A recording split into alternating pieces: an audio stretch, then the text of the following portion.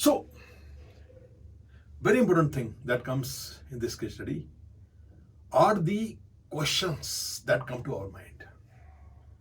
That what are the areas we have certain questions in our mind, and we will try to answer these questions through the learning of this course.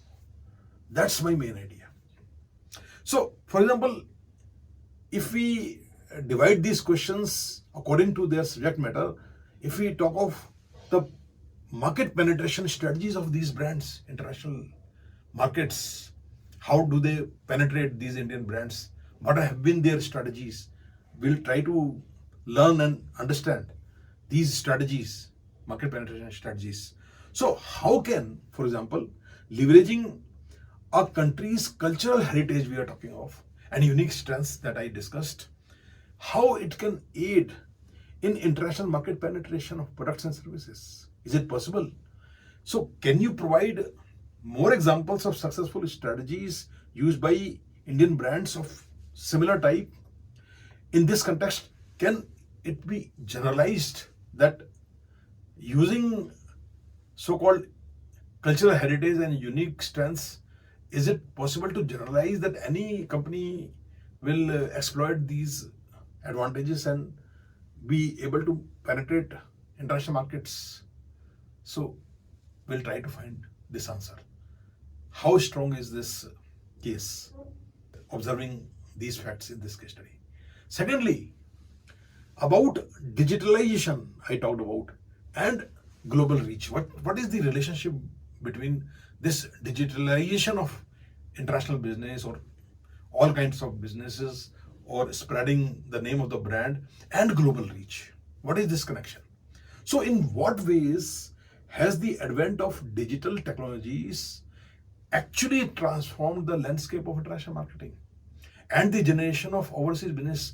Can we generate international business and international trade leads using these digital tools? Is it really possible?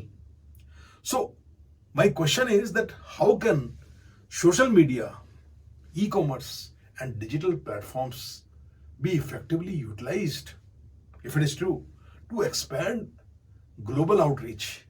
Is it possible to do international marketing and export marketing using these tools?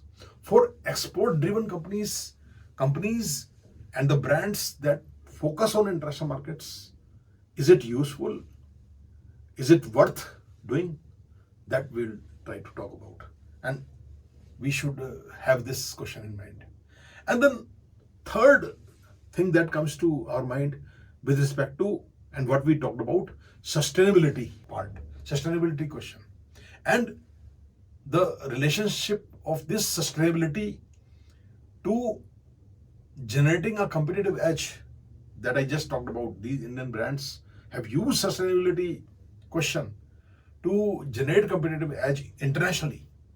So, can we discuss the significance of adopting environmentally friendly practices we talked about especially in manufacturing processes for companies looking to export their products? Is it worth doing it? So, how does sustainability contribute to gaining a competitive advantage in international markets? This question comes to our mind. So, can we answer this question from the learnings in this course? That's very important thing. So, when we talk of practical export marketing skills, these things comes to our mind. More questions comes to our mind. Let's discuss those questions. They all come from this case study that I've just shared with you. So, we talked about these success stories and global recognition, global rankings.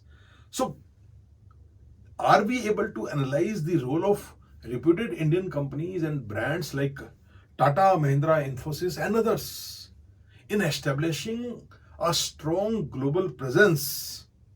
Whatever we talked about their success stories, what strategies have these companies employed apart from what I discussed to become household names globally and gaining such position in global ranking? Were these success stories the result of few factors that I have discussed, or there are many other factors? That question comes to our mind. So, what are these other strategies, and diversification and brand presence. So these are all diversified brands. Has this diversification helped them in pushing the brand presence internationally? What is this connection between diversification and brand presence? So we should be able to explore the diverse sectors in which Indian brands have excelled on global platforms. What are these diverse sectors? Is there a connection between their success of their brands in international presence and this diversity? So, how does this diversification contribute to showcasing India's versatility and innovation internationally? Does it help? So, is it such a big factor? That comes to our mind, this question. And then recognition and industry standards. So, what is this connection of global recognition of these Indian brands and the benchmarks they have set, industry standards? So, can we explain the significance of Indian brands securing global positions among top global brands? How does this acknowledgement impact industry standards and perceptions of India's business capabilities globally? Is now Indian companies and Indian brands in a position to set industry standards and perceptions on a global scale? Is it possible? Or is it happening? If it is happening, then these brands are going to become more and more coming from Indian soil and getting into international space. Actually, what are the lessons we can learn from the case studies of these individual companies? So, I would push you in this course to choose any of these specific Indian brands that have succeeded in penetrating international markets and generating overseas business, international export business. And I would push you to analyze the strategies, challenges faced, and key takeaways from its success story. Whichever brand you choose, you need to find these things from their success stories for you as a aspiring exporter or any other exporter. If you share your findings, what lessons you can learn from specific case studies, elaborate case studies on individual brands, because there cannot be a single formula. That I think this course will be very obviously be able to tell this thing, that there is no single formula to reach success. So each company, each brand will have different route, maybe similar, somewhere it is converging, but it will not be exactly same. So another question that come to our mind, that is this success going to remain and go further and further? Is it perpetual? So what are going to be the future trends and challenges for these Indian brands? Can we anticipate the future trends and potential challenges that these aspiring Indian brands and many other exporters, for example from India, might encounter in global market? And for that matter, not only from India, very similar countries like India, wherever they exist internationally, the exporters from those countries, are they going to face certain challenges in future? What will be the future trends for them?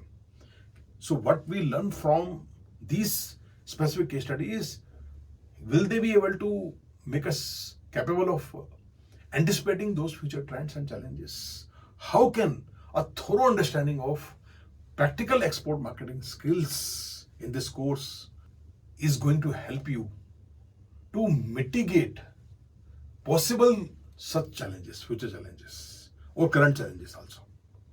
So that should be one of the major purpose of this course and the learning in this course. So this comes from this particular case study. This question comes to our mind.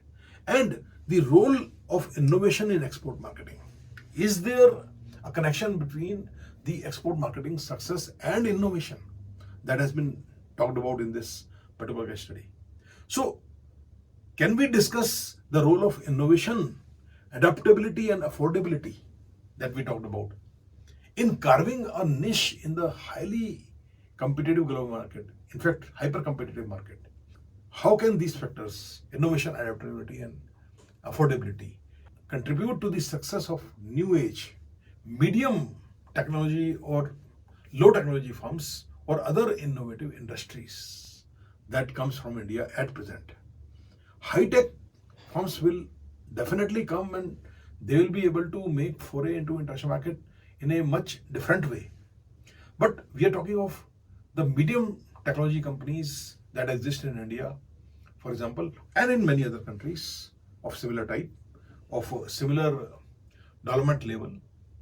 So, how can these factors contribute to the success of these categories of firms or other firms that have the potential of innovation? So, this role of innovation in export marketing is very, very important to learn about and to talk about and to discuss about in this course in great length, actually.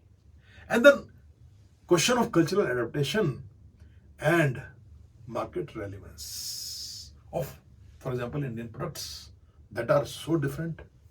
Are we able to adopt these products and these brands?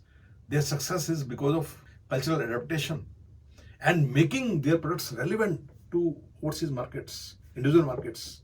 So, how important is this cultural adaptation in ensuring market relevance for these products we talked about in this particular case by Indian brands and the services provided by these Indian brands in diverse international vast markets? So, we should be able to provide some examples of how Indian brands have successfully adapted to different cultural contexts, which means the culture of overseas markets. So, have they been able to succeed in adapting to those cultures? And how relevant they have been able to make their products to those customers? That's very important. And how they have done it.